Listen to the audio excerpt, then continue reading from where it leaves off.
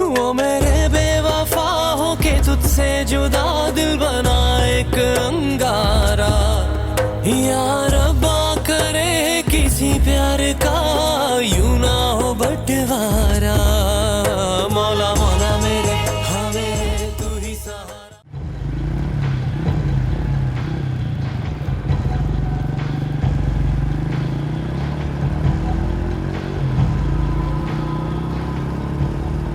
خوب گوش کن. از این به بعد مینا رو نمیبینی. من نمیخوام که باهاش حرف بزنی. منظورت چیه؟ تو اینقدر هم ساده نیستی که نفهمی من چی دارم میگم.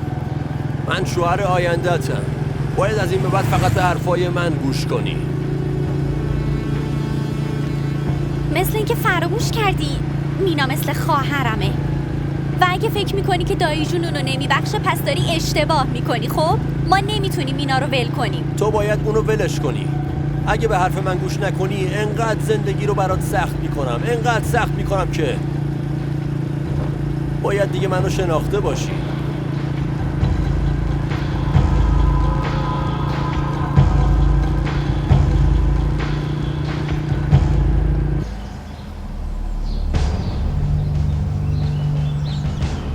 چرا اینجوری حرف میزنی؟ من ازت پرسیدم که این اینجا چی کار میکنه؟ اومده دیدن من، کارش داشتم. از این به بعد این آدم پاشو تو خونه من نذاره. فهمیدی؟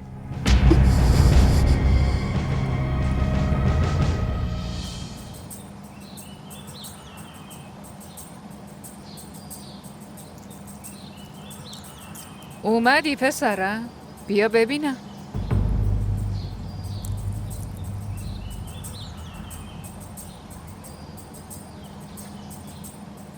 چی شده؟ هیچی. به مادرت چیزی نمیگی؟ مامان این حسنا به حرفم گوش نمیده.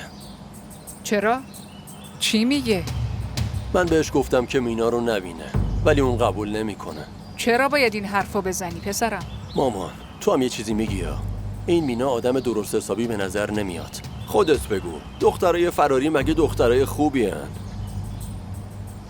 تو اینو میگی علی؟ از این به بعد این آدم حق نداره پاشو اینجا بذاره. هنی من هر چی میگم برای خوبی خودت میگم. خوبی؟ چه خوبی؟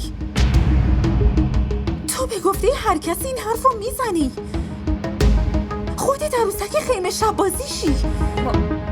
ولی این زندگی منه و من غلام تو نیستم. انی دخترم ساکت باش لطفا. من خودم با علی صحبت میکنم. چه حرفی میخواین بزنی؟ امروز باید به خاطر این دختره سرزنش بشم که کی رو ببینم و کیو نبینم؟ یه چیزی رو همتون با دقت گوش بدین.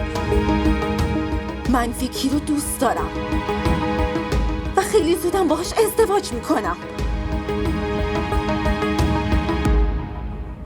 انی لطفا چی داری میگی آخه تو؟ همون چیزی رو میگم که شنیدین. و تو دیگه نبینم که ویکی رو تحقیر میکنی.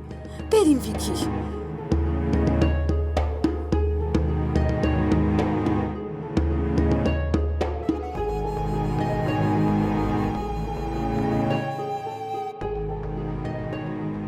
همه اگه اون با این آدم ازدواج کنه دیگه با من هیچ نسبتی نداره.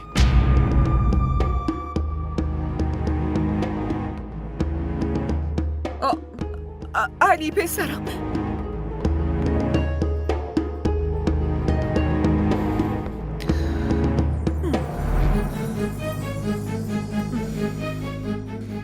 من خیلی خوب میدونم که تو گوش علی رو پر کردی، اما تاوان دشمنی با منو خیلی بدجور پس میدی دختر جون. علی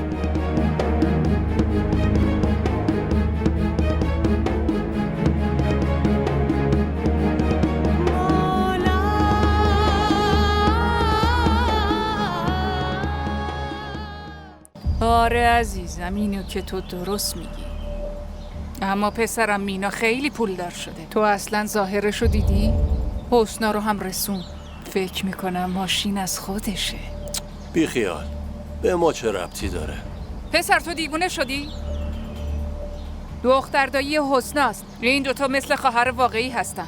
ببین پسرم، مگه خواهر کمک خواهرش نمیکنه؟ ببین مینا خیلی پول داره، میتونه کاروباری واسه جور کنه پسرم. نه، با اون کاری که کرده فکر میکنی دوباره میتونه توی این خونه بیاد و عمه و شوهر عمه رو ببینه؟ عزیز من، اون دخترشونه. امروز نه فردا بازم پیش مامان باباش میاد. هیچ وقت مانع دیدن حسنا با خواهرش نشو عزیزم. باشه پسرم؟ باشه مامان، هر جوری که تو بگی. زنده باشی پسرم.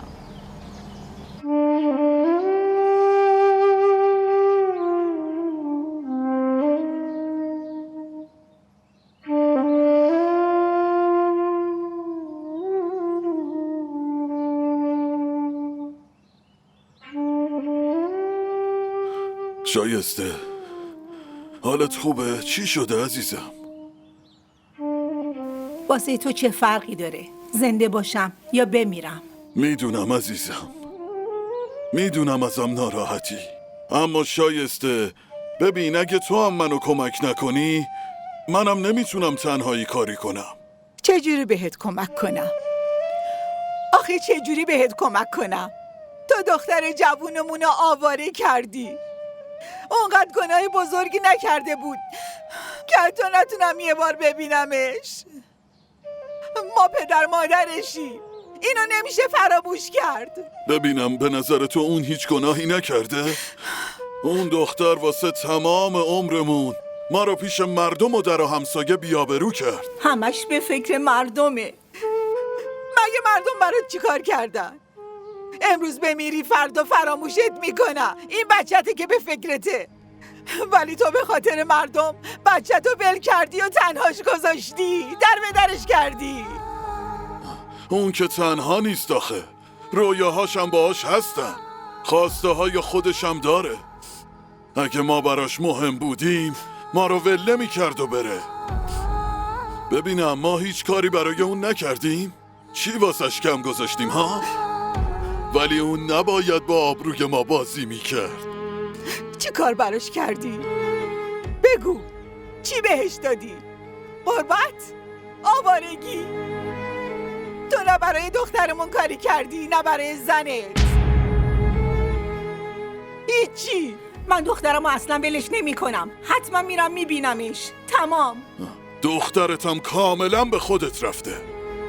فقط و فقط براتون پول مهمه، اما من اجازه نمیدم اونو ببینی. درسته، ولی بدون یه مادر به خاطر دیدن دخترش نیاز به اجازه کسی نداره. اگه رفتی و اونو دیدی اون وقت اسم منو واسه یه همیشه خط بزن، طلاقت میدم. فهمیدی؟ آخه این چه شده؟ یه خورده دلش واسه دخترش نمیسوزه، میخواد منو طلاق بده.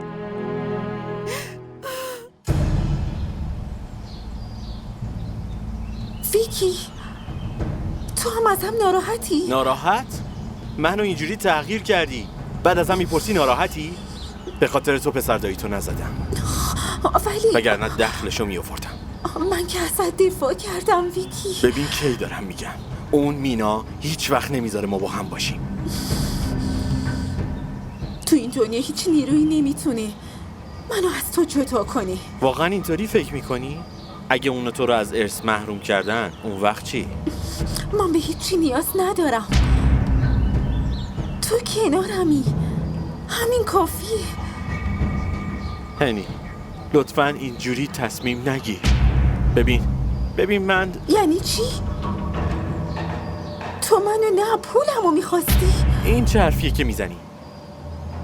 من در هر صورت کنارتم، اما تو چرا ساده از حقت میگذری؟ من به خاطر تو هر کاری میکنم، اما به این فکر کن که مینا حق تو رو ازت بگیره، اون وقت من اجازه نمیدم. اینی؟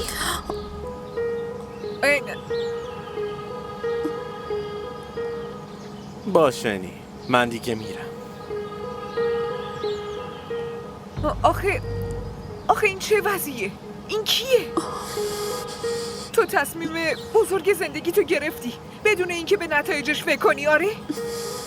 مامان هر چی بشه من تصمیممو گرفتم. بدون ویکی نمیتونم. اگه میخواین غلامی اون علی رو بکنین خودتون مختارین، ولی از من این توقع رو نداشته باشین.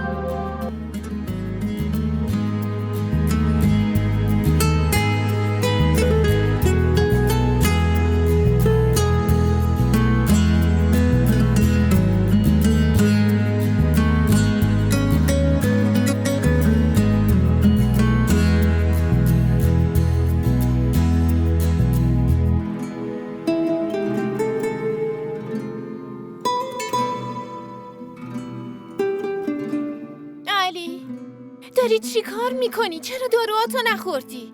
مثل بچه هایی به خدا. تا وقتی من نباشم هیچ کاری نمی کنی. تو اگه نباشی من اصلا تصورشم نمیتونم بکنم. من فکر میکنم تو باید شاعر میشدی.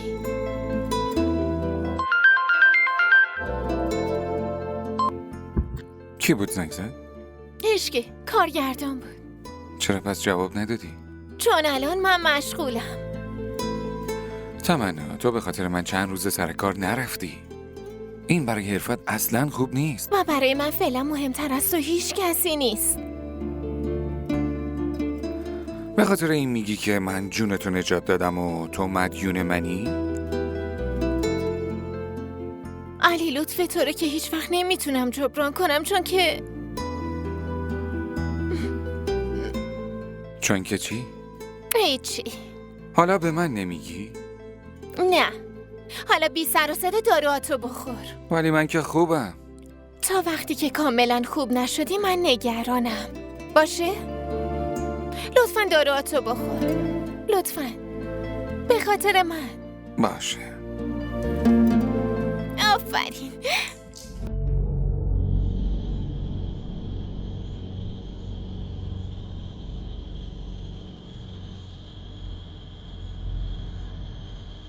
آبجین شوهر خواهر کار خوبی نمیکنه. حتی یه بارم فکر نکرد. باید یه خورده حساب شده فکر میکرد که یه مادر واسه بچهش بیتابی میکنه. آبجی الان وقت گریه کردن نیست، وقت فکر کردنه. آبجی فقط یه لحظه فکر کن. مینا چقدر پولدار شده و شاید خونه بزرگی داشته باشه و شما اینجا محتاج یه روپیه هستی. آبجی من که میگم فقط یه بار ببینش شاید مینا بتونه کمکتون کنه. آخه چی داری میگی؟ تو مگه نمیدونی عبدالمجید اجازه نمیده دخترمو ببینم؟ چه نیازی از بهش بگی؟ یواشکی هم میتونی ببینیش مگه نه؟ سلام. علیک سلام. اومدی؟ حسنا، مینا رو دیدی؟ آخه چرا ندیدیش؟ چون زن دایی من نمیدونم اون کجاست. نمیخواد دروغ بگی. یه خورده واسه مامان غمگینش دلت نمیسوزه. یه خورده هم نگران نیستی چقدر واسه دیدن دخترش بی‌طاقته. من راست میگم خاله، من نمیدونم اون کجاست. اون روزم اتفاقی تو بیمارستان دیدمش و با هم اومد اینجا. خب باشه دیگه. خوبه. واسه یه لحظه فرض میکنین تو اصلا هیچی نمیدونی. ولی اینو میتونی بگی که حتما خونه مینا کجاست.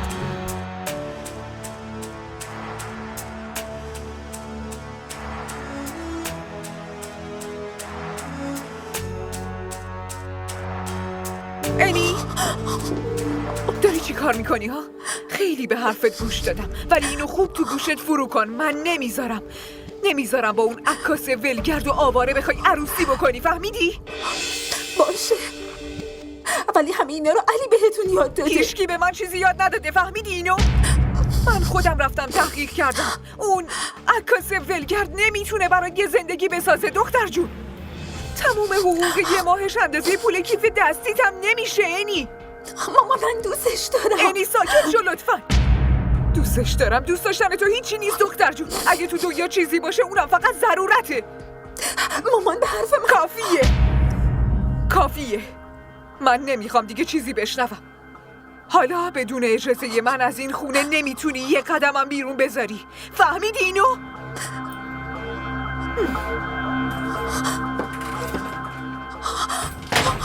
مامان درو باز کن. مامان درو باز کن. مامان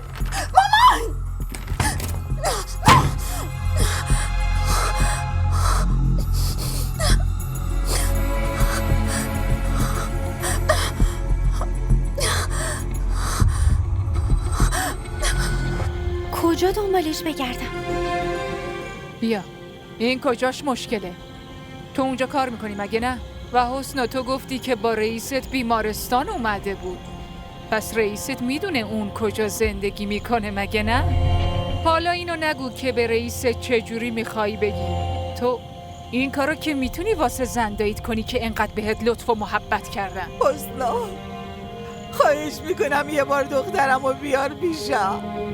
من این لطف تو هیچ وقت فراموش نمیکنم. لطفاً به خاطر خدا کمک کن دخترمو ببینم. زندایی اینجوری نگی. من تمام تلاشمو میکنم اما چی؟ دایی جون اگه بفهمه چی بهش بگم؟ دختر از کجا میخواد بفهمه ها؟ ما نمیذاریم بفهمه. تو نگران اون نباش. چقدر راهه؟ منم باهات میام. ازت خواهش میکنم بهم کمک کنی.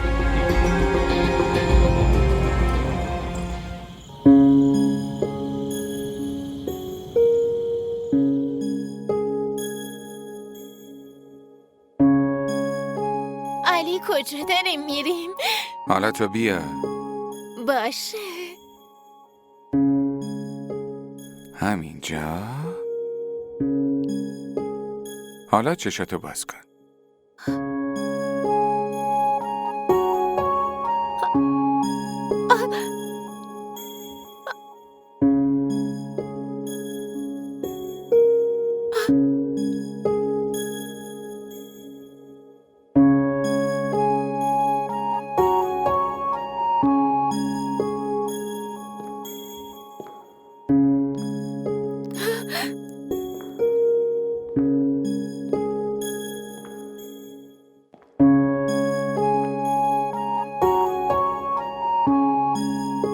علی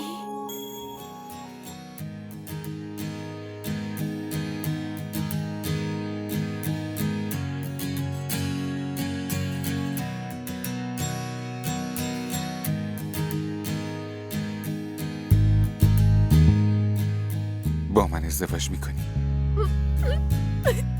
بله.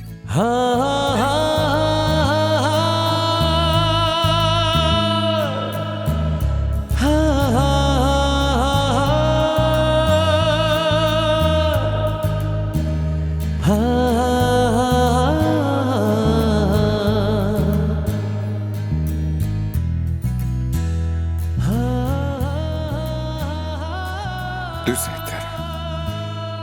منم دوست دارم. خیلی قشنگن علی.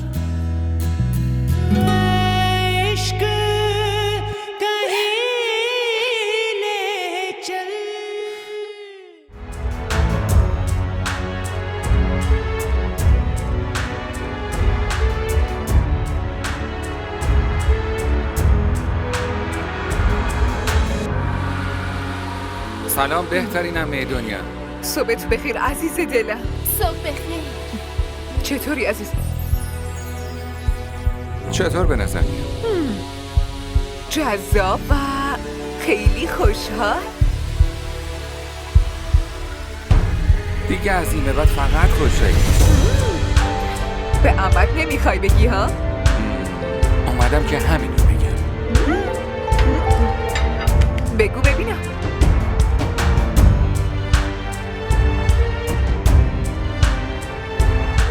من و تمنا داریم ازدواج میکنیم. حسنا بله. سب کن. یادت نرفته که به هم قول داده بودی که حتما به دیدن مینا بری. آره زندایی، اما باز چی میخوای بگی؟ بیلو با من میاد. چطوری برم آخه؟ مشکل چیه دختر؟ اون میاد دنبال تو میبرت دفتر. وقتی هم که اون رفتش تو بی سر و صدا از دفتر برو بیرون. برای همین میگم اون نمیره، همونجا میگیره میشینه، همش هم منو میپاد. کجا میرم، چی کار میکنم.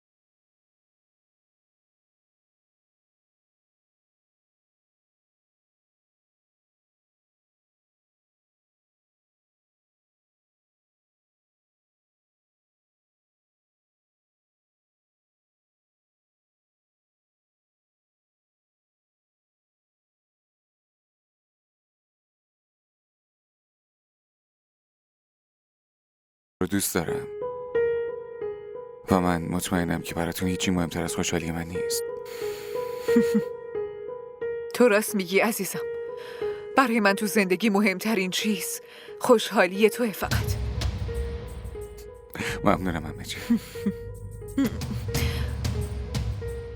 تو میتونی هر کیو که دوست داری انتخاب کنی. من چه اعتراضی داشته باشم آخه؟ فقط از یه چیز ناراحتم. تو بعد از اینکه تصمیمتو گرفتی به من گفتی. عمه اول از همه اومدم بهتون بگم چون خوشحالی من بدون شما امکان نداره. خوشحالی عمه خوشحالی؟ چرا خوشحال نباشم؟ هرچی نباشه بالاخره برادرزاده ی منی. پس عالیه. من تو این هفته یه تاریخ رو تعیین کردم. چرا اینقدر زود؟ یعنی میگم با این همه عجله چطوری خودمون رو برای عروسی آماده کنیم آخه؟ به زمان نیاز داریم عزیزم. این همه اسم و رسم داریم اینجا. از خانواده عادی که نیستیم عزیزم. عمه این کجاش مشکل داره؟ واسه یه دعوت عروسی چقدر مگه وقت نیازه؟ شما فقط به عینی بگین که اونم آماده باشه. بریم تمنا؟ بریم. عمه تمام چیزا باید طبق سلیقه تمنا باشه. 100% عزیزم. شما میخواین زندگی جدیدتون رو شروع کنین، پس طبیعیه که همه چی مطابق میل خودتون باشه، مگه نه ها؟ خیلی ممنون عمه جان، تو خیلی مهربونی، خیلی دوست دارم. منم همینطور عزیزم.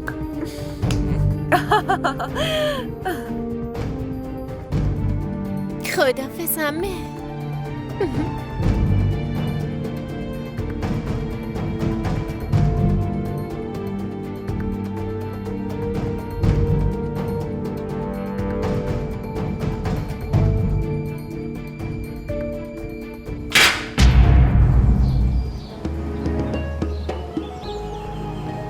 چی شده مامان؟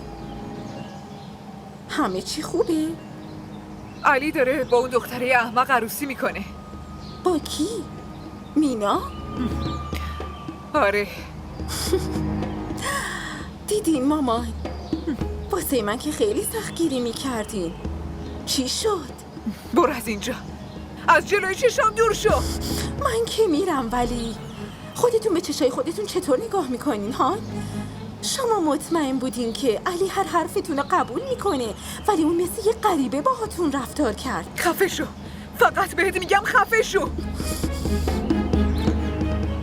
باشه من میرم، ولی قبل رفتنم یه چیزی رو خوب باید بدونین. قبل از اینکه اون دختر ما رو از این خونه پرت کنه بیرون، شما آماده باشین بهتره.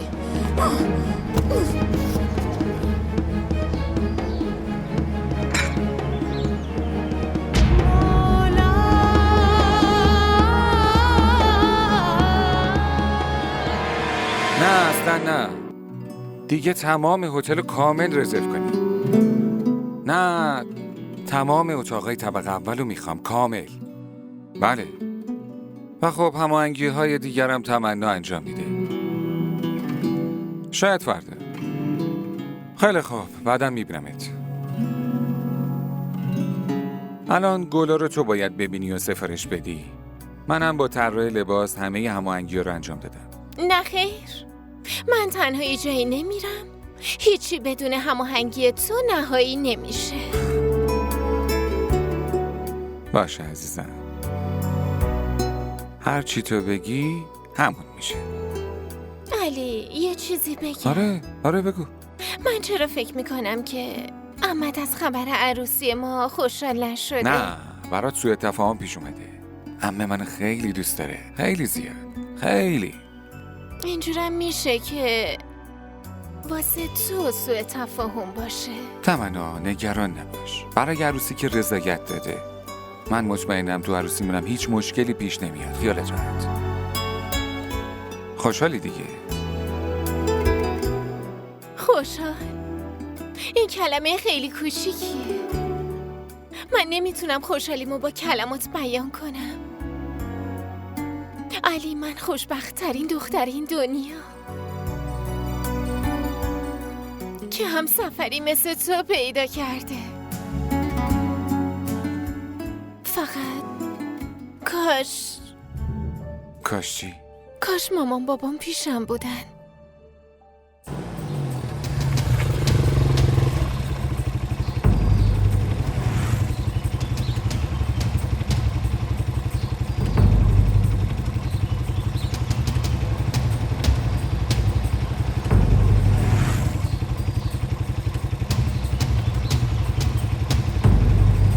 بقیه‌ش هم مال خودتون.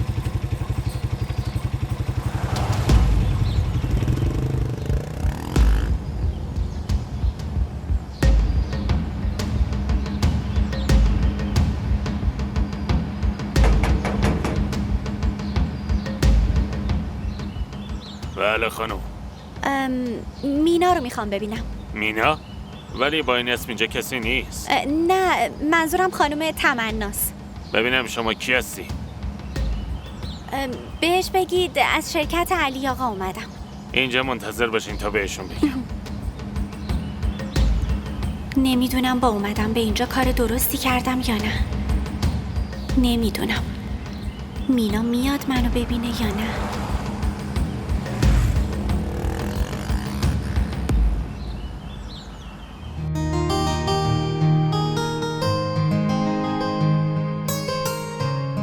چرا اینجوری نگاه میکنی؟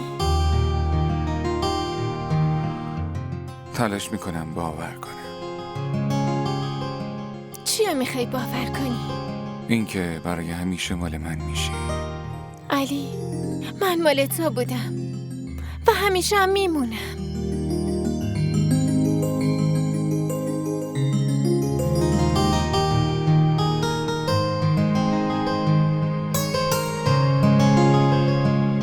آقا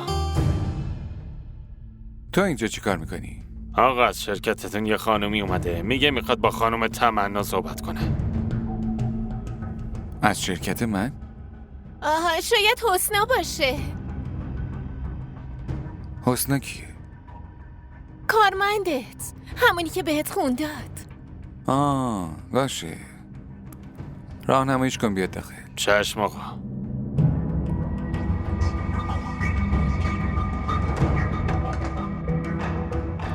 ولی اون برای چی اومده اینجا؟ با تو چه کاری میتونه داشته باشه؟ نمیدونم، بذار بیاد ببینیم. خیلی عجیبه.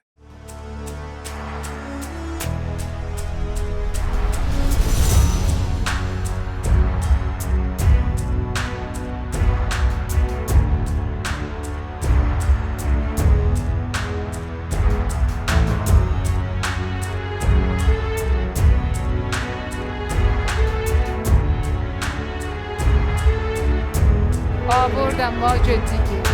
بیا.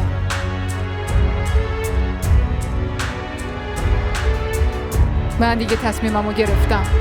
عروسی بیلی رو برگزار میکنیم. میخوام به سر و سامون رسیدن پسرمو ببینم. چرا؟ مگه پسرت چه کار در اومدی رو شروع کرده که اینقدر رویای عروسی شده؟ تو هم هر وقت حرف میزنی فقط بلدی از پسرم شکایت کنی. حالا بذار یه کار خوب پیدا کنه، حتما میره سر کار. آخه تو کدوم دفتر برای پسر بیکار و آسمون جلو تو کار پیدا میشه؟ اونی که دیپلم داره رو کسی آدم حساب نمیکنه، چه برسه به این؟ ای بابا، ماجه تو هم خوب بلدی حرفا از کجا به کجا بکشی ها. من با آبجی و شوهر خواهر حرف زدم. همین ما عقد بیلی و حسنا رو برگزار میکنیم. چرا میخوای زندگی اون بیچاره رو تباه کنی ها؟ به جای اینکه پسر مفخورتو بفرستی سر کار، داری واسش عروسی میگیری که تموم عمرون بیچاره کار کنه و تو و پسرت مفت بخورین؟ بس دیگه ماجد، من خیلی حرفتو شنیدم. مگه من چند تا پسر دارم؟ بین 1000 تا یکیه. واسه پسر من دختر کم نیست و اونم قرار نیست جهیزیه بیاره. اگه اون کار کنه و پول بیاره تو این خونه به همون لطف نمیکنه. باشه هر کاری دلت میخواد بکن. معلومه دیگه خونه منه، هر چی من بگم همون میشه دیگه. بذار شاممو بخورم، پیش گوشم هی غرغر میکنه.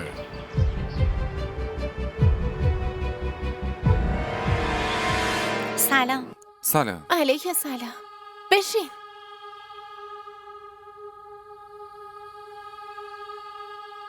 اول از همه میخوام ازتون تشکر کنم. اگه شما نبودین امروز شاید منم نبودم. علی، چرا این بیچاره رو اینقدر معذب میکنی؟ داشتم شوخی میکردم. نه شما بهم خیلی لطف کردین. در واقع من جونم و مدیون شما. نه آقا، این وظیفه من بود. وظیفه که نه، لطف شما رو رسون. راستی چی شد تشریف آوردین اینجا؟ هیچی، فقط اومدم احوال شما رو بپرسم. خیلی ممنون، واقعا از قبل بهتره. تمنا بگو چای بیارن. آره حتما. نه دیرم شده، باید زودتر برم. بشین، تازه اومدی، لطفاً بشین. بله بفرمایید.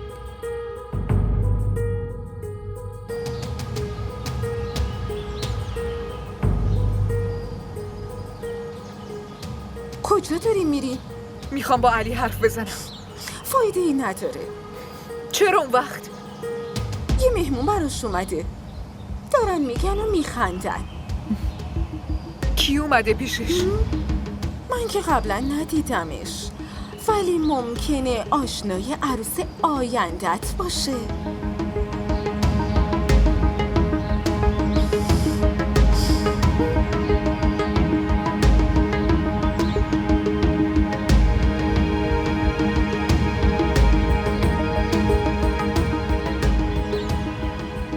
خب حسن، کار چطور پیش میره؟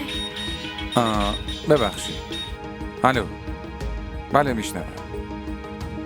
حسن بیا اینجا بشین.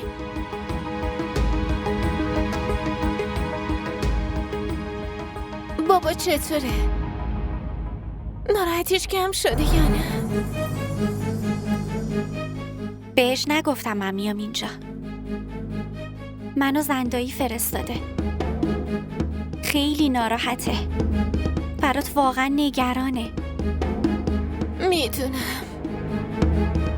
از دایی جون دوباره معذرت بخوام اینا. چطور معذرت بخوام؟ تو ندیدی؟ حتی نمیخواد قیافه منو ببینه. اونا بالاخره پدر و مادرتن مینا. باور کن ناراحتیشون خیلی طول نمیکشه. خب تو بگو چی کار کنم؟ یه بار دیگه بیا ببینشون. ما هممون تلاش میکنیم دایی جون رو راضی کنیم. نیازی نیست اینجا بمونی. باید پیششون باشی. اونا بهت نیاز دارن.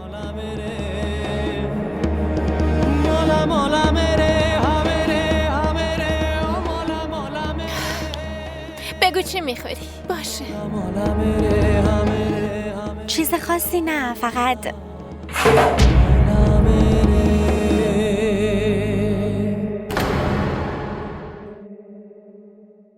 वो मेरे बेवफा हो के तुझसे जुदा दिल बना एक अंगारा यार